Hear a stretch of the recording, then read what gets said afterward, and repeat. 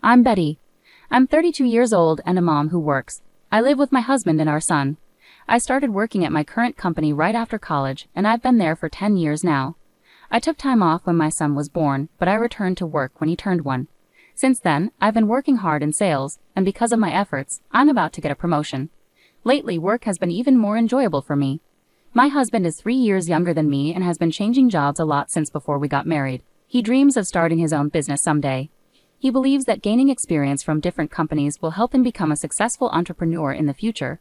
But every time he switches jobs, it seems like he earns less money.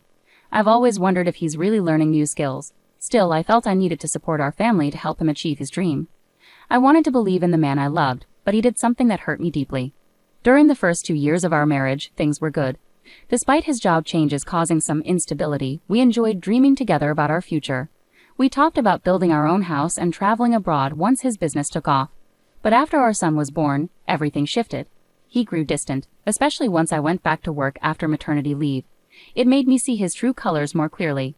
He never liked doing household chores and avoided parenting duties. While I was on maternity leave, I managed, but once I returned to work, my days became incredibly busy. I'd wake up early to make breakfast, drop our son at daycare, work all day, then rush to pick him up, shop for groceries, and cook dinner. I was always on the go, wishing for help that never came. Despite having more free time, my husband refused to pitch in, even to drop our son off at daycare. When I asked, he worried it might look like he wasn't busy enough at work. I tried to reassure him that it's normal for dads to be involved, but he stuck to his reasons. To avoid arguments, I ended up shouldering everything between my early mornings, overtime at work, house chores, and childcare duties.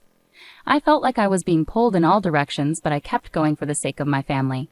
It would have been helpful if someone could have talked sense into my husband.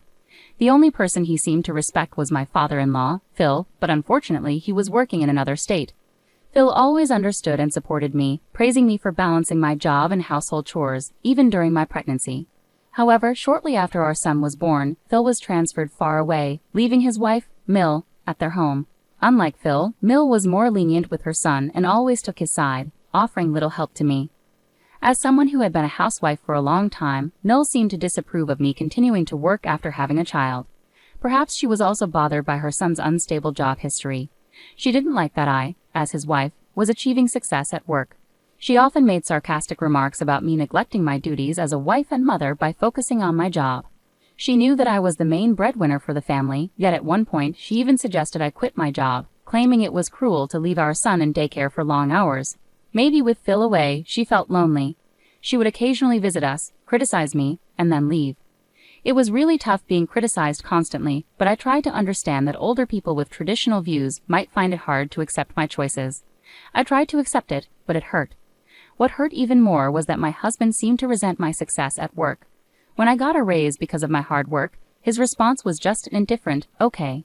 It saddened me that he couldn't even congratulate me. Things got worse when he started criticizing me, accusing me of becoming arrogant just because I earned a bit more. Both he and my mother-in-law kept finding faults with me. I began questioning why I was putting in so much effort every day and even started regretting marrying him. To add to my worries, my husband started coming home later and later from his factory job, sometimes not until late at night. He was supposed to finish work at a specific time, but he often had excuses for being late. Whenever I asked why, he'd get defensive, so I stopped pressing him. But his strange behavior made me suspicious. Then one evening my mother-in-law unexpectedly showed up at our house, as she often did without notice.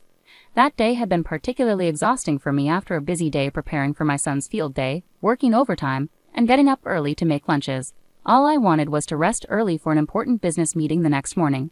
My son was already in bed by the time she arrived, but her presence meant I couldn't just go to sleep. Feeling obligated, I dragged myself to the kitchen to make coffee for my mother-in-law. Suddenly my husband grabbed my arm, surprising me. He offered to do it himself, which was rare because he usually left all the household chores to me, no matter how tired I was from work. I thought he was just showing off in front of my mother-in-law, pretending to be helpful. I tried to ignore him and continue, but he held onto my arm firmly and insisted that I sit and rest, possibly guiding me to the couch. I felt stuck. If I let him make the coffee, my mother-in-law might criticize me for bossing him around. However, to my surprise, even she told me to relax and let him do it, smiling at me. While I talked with her, my husband went to the kitchen and started making coffee. I couldn't shake the feeling that something was off. It was unusual for both of them to be so kind suddenly. What was going on today? As I wondered, my husband brought over a tray of coffee cups with a smile and offered me one. I thanked him but kept watching him closely. He kept glancing at me, and even my mother-in-law seemed unusually restless. Something was definitely not right.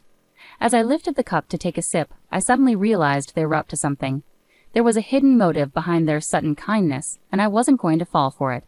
I decided it was time to take action. All right, they better be prepared. I'm not holding back anymore.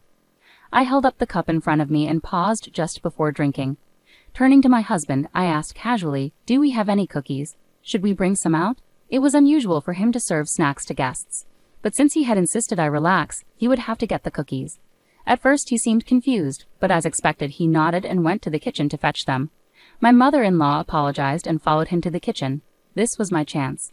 When my husband returned with the cookies, I finally took a sip of my coffee. My mother-in-law sat beside me and started drinking her coffee too. We chatted for a while, and I showed her a video of our son's field day. Throughout, both my husband and mother-in-law kept giving me odd looks. Despite their intense stares, I kept a straight face and continued sipping my coffee. Seeing my calm demeanor, my husband looked puzzled. Just when I thought things would settle down, something unexpected happened. My mother-in-law suddenly turned pale, stood up abruptly, and hurried out of the living room, clutching her stomach as she rushed towards the bathroom. As I thought to myself, I knew it, I glanced at my husband. He stood there, eyes wide with shock. Then he shot me a glare before rushing after my mother-in-law towards the bathroom. He banged on the door, shouting, "Mom, are you okay?" She was groaning inside, but her words were unclear. I could guess from her sounds, though. After a few minutes, my husband returned to the living room, leaving my mother-in-law in the bathroom. His face was pale, and he bit his lip nervously. I said to him, "Looks like you spiked my coffee, huh?" He shouted back, his eyes bulging, "So it was you all along?" I smirked. "Nope, it was you, right? I switched my coffee with your mother's because yours looked suspicious." "You're awful for suspecting me like that," he retorted. "Well, who's really the awful one here? I bet you put laxatives or something in there, didn't you?" There was some strange powder on the rim of the cup. It was too obvious. The situation with the white powder in the cup my husband gave me raised red flags. If he had been someone who regularly made coffee, I might not have been suspicious.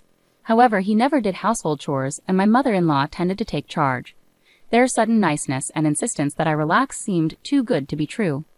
I watched my husband closely and was cautious about the coffee he offered me. Eventually, he confessed. He admitted he had planned to sabotage an important business meeting I had the next day by making me sick. If their plan had succeeded, I would have had to cancel the meeting or risk embarrassing myself by needing frequent bathroom breaks, potentially damaging my reputation at work. Putting something in someone's drink is clearly wrong and could be considered a crime. Did they really dislike me so much that they would stoop to such a level? I started to feel sorry for them. My husband, now defiant, glared at me and threatened, "If anything happens to my mom, I'll sue you for damages." But I responded with a smirk, "What are you talking about? If anything, you should be compensating me. I've known all along about your deceit." My husband stood frozen, caught in his lies. Despite claiming to work late and being busy, he had ample free time. On his days off, he'd leave the family and spend time alone, glued to his phone when he was home. My suspicions grew, so I hired a detective agency, and the evidence they found confirmed my fears. He had been posing as single, meeting a young woman at a bar, and starting a relationship with her by lying about his future business plans. The girl, naive and fresh out of college, fell for his deception. When confronted, he tried to justify himself, claiming he wanted to boost his self-esteem by dating a younger woman. I could imagine him boasting about his future success. If he had so much time on his hands, he should have been putting more effort into his work. Maybe it was always unrealistic to expect my spoiled husband to start his own business. Seeing his pale face as his affair was exposed, I made a firm decision. "Let's get a divorce. You'll have to pay me compensation and child support," I told him. Reluctantly, he agreed, but he added, "I'm taking half of our savings. I know you've been secretly saving money." I chuckled inwardly, knowing better. There's no money of mine to take. Most of the savings are from before we were married, which isn't subject to division. He looked puzzled and argued, "That can't be right. Besides, you've been earning money lately." "The money I've earned recently has mostly gone towards our living expenses, with you contributing very little," I calmly explained. Hearing this, he looked defeated. "And just so you know, all the furniture and appliances in this house were purchased with my money. You won't be taking any of it. Also, since the house lease is in my name, you need to pack your things and leave as soon as possible." Turning to my mother-in-law, who had just come out of the bathroom looking worn out, I told her, "I'll be informing your husband about this." She pleaded with me not to, but I proceeded to call my father-in-law, Phil. As expected, he was furious and urged her to get a divorce. Realizing he had no financial gain in the divorce settlement, my husband seemed to grasp the seriousness of his situation. "I don't want us to break up. I can't live without you, Betty," he cried, even kneeling and begging. But apologies now couldn't undo how I felt. I hired a lawyer and successfully divorced him, securing a substantial amount in compensation and child support. With a low income, he struggled to pay the compensation, ending up in significant debt. But the consequences didn't end there. I reported to the police about the laxatives in my coffee, leading to both him and my mother-in-law being found guilty of assault. They received suspended sentences but now have criminal records. In the end, my husband's affair fell apart, and he ended up working tirelessly to repay his debts. My mother-in-law also got divorced, and now they live a financially strained life together. It's a fitting outcome for someone who tried to undermine me out of jealousy, the one who held our family together. As for me, I recently closed a very successful business deal and was promoted to sales team leader. I've moved out of the apartment I shared with my husband and rented a new condo. My son and I are happily living together now. Though my first marriage didn't work out, I'll continue working hard and focus on enjoying life. Take care, everyone.